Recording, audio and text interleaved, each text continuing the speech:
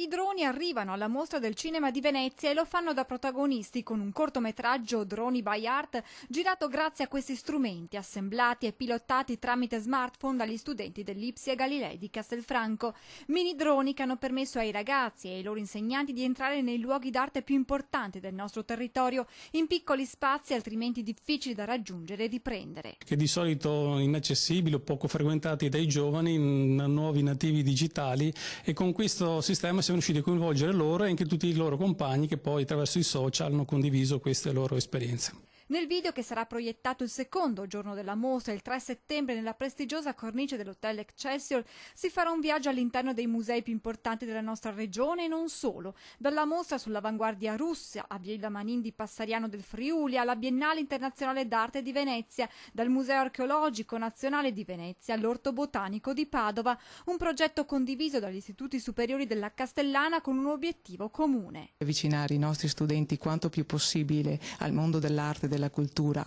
di cui il nostro territorio è così ricco, attraverso l'uso di strumenti innovativi, multimediali, che permetta a loro di fare delle esperienze concrete. Il video di circa 10 minuti è stato montato con lo scopo di comunicare un messaggio che poggia su 3 precisi filoni. Il primo riguarda più che altro come si arriva a comunicare. Il secondo invece è l'inverso, una volta comunicato dove vogliamo arrivare, e il terzo filone invece si tratta di vedere quali sono i contributi soggettivi, personali, che possono avere però un risvolto collettivo. Droni by Art dell'Ipsia Galilei rientra in un progetto più ampio, un Fab Lab reso possibile grazie ad un bando della Regione Veneto, e l'Istituto di Castelfranco è l'unica scuola ad aver visto approvato il proprio progetto. Di poter usufruire di